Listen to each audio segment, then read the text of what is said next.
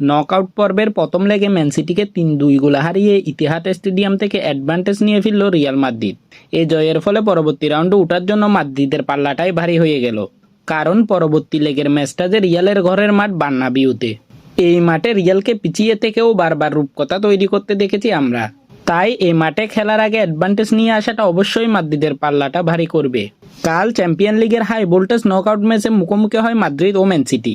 ম্যাচের শুরুতে হালান্ডের গোল থেকে এগিয়ে যায় ম্যান সিটি, ব্যাকফুটে চলে যায় রিয়াল মাদ্রিদ। তবে মাদ্রিদকে পিছিয়ে গিয়েও বারবার ফিরে আসতে দেখেছে মাদ্রিদ ফ্যানরা, তাই হয়তো ফার্স্ট হাফে 1-0 গোলে শেষ করলেও আশাহত হয়নি তারা। তবে ঠিক সেকেন্ড হাফেই ঘুরে দাঁড়ায় মাদ্রিদ। ম্যাচের 60 মিনিটের মাথায় আসে মাদ্রিদের প্রথম গোলটি।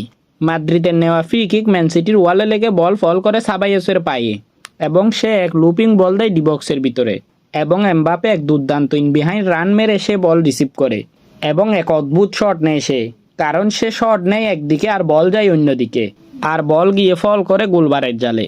আর এভাবেই সমতায় ফিরে মাদ্রিদ। এরপর মাদ্রিদ বেশ কিছু সুযোগ পেলেও কাজে লাগাতে পারছিল না।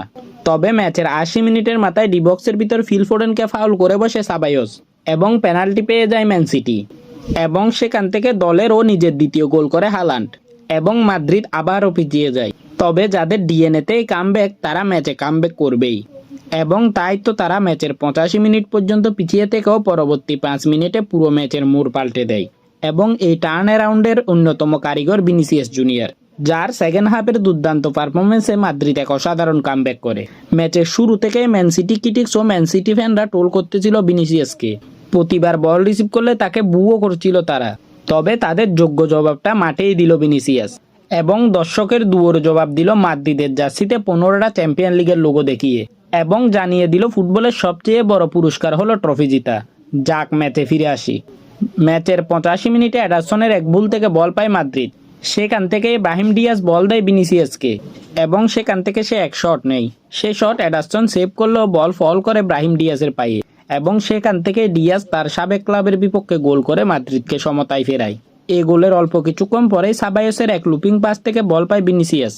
সেখান থেকে সে সিটি ডিফেন্ডারকে ক্রস করে বল নিয়ে 1v1 পজিশনে চলে যায় এডারসনের সাথে, এবং বল চিপ করে দেয় এডারসনের মাথার উপরে, এবং ওইখান থেকেই বেলিংহাম জাস্ট ট্যাপ ইন করে গোল করে দেয়। এবং 85 মিনিট পর্যন্ত পিছিয়ে থাকা মাদ্রিদ আবার কামব্যাক করে জিতে নেয় ম্যাচটি, এবং তারা পরের সপ্তাহে দ্বিতীয় লেগে যাবে 1 গোলের অ্যাডভান্টেজ নিয়ে। এবং পুরো ম্যাচে দর্শকদের সমালোচনার জবাব দিয়ে ম্যাচে ম্যান অফ দ্য ম্যাচের পুরস্কার জিতে নেয় ভিনিসিয়াস জুনিয়র।